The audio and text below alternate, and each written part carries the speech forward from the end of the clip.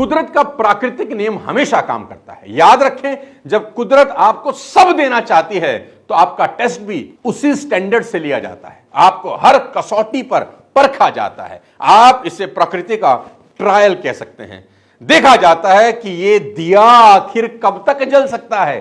तेज हवाएं चलाई जाती। जेके रॉलिंग की जिंदगी का सबसे खराब समय तब था जब वो महज 25 साल की थी और उनकी मां गुजर गई। मां की मौत ने उसे पूरी तरह से तोड़ दिया। अभी 6 ही महीने हुए थे हैरी पॉटर को लिखते हुए। उनको बेहद अफसोस हुआ कि उनकी मां को नहीं पता था कि वो हैरी पॉटर लिख रही हैं। अपनी मां की मौत के बाद वो पुर्तगाल चली गई और शादी कर ली। साल था 1992 और फिर एक बेटी को जन्म दिया, जेसिका। लेकिन स्थितियां अभी और खराब होने वाली थी। सिर्फ 13 महीने चली शादी टूट गई। उसने डिवोर्स ले लिया and she move to Edinburgh with her daughter and the first 3 chapters of Harry Potter.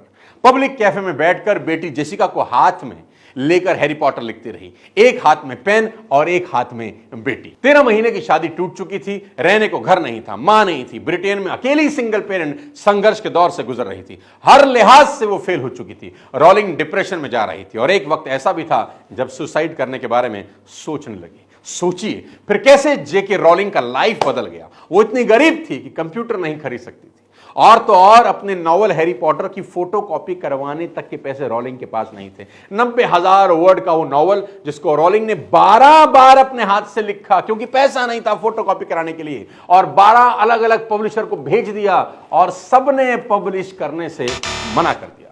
उससे अब अपनी ही किताब में कॉन्फिडेंस लूज होने लगा, पर फिर भी उसने पेशेंस नहीं हारी, धैर्य नहीं छोड़ा और एक दिन लंदन के एक छोटे से पब्लिशिंग हाउस ब्लूम्सबरी ने रॉलिंग को दूसरा मौका दिया।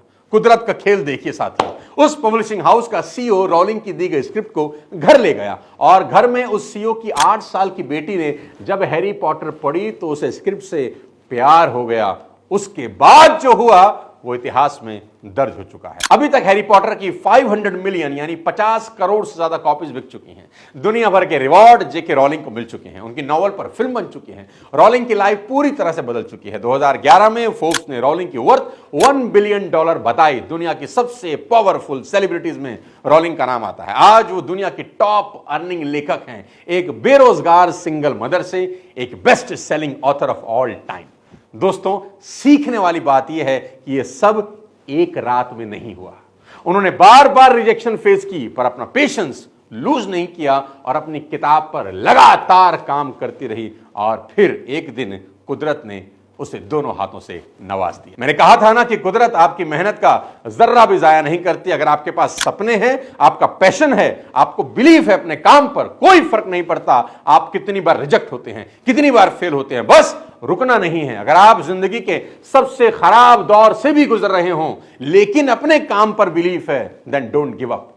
कौन जाने आप अगले पिछले सारे रिकॉर्ड तोड़ने वाले हों। Write down your own story with your own hands. और हमेशा याद रखना, कोई भी परेशानी आपका इम्तिहान लेने ही आती है, कुदरत देने से पहले टेस्ट करती है। जब भी तुम्हारा मन टूटने लगे तब भी यह आशा रखो कि प्रकाश की कोई किरण कहीं ना कहीं से उदय जरूर होगी और तुम डूबने न पाओगे, पार लगोगे। बस धैर्य रखना, मेहनत करना। मेहनत एक ऐसी चाबी है जो सभी ताले खोल देती है। आखिरी में जाते जाते आपको एक शेर सुनाना चाहता हूं। मेरे संघर्ष भरे जीवन में इस शेर ने बड़ी हेल्प की। जब भी डाउन होता हूं इसे जरूर सुनता हूं। आज आपकी खिदमत में पेश कर रहा हूं। यह हमेशा से है तकदीर की गर्दिश का चलन, ये हमेशा से है तकदीर की गर्दिश का चलन। चांद सूरज को भी लग जाता है एक बार ग्रहण। देखकर वक्त की रंगीनियां हैरान ना हो और आदमी वो जो मुसीबत में परेशान ना हो।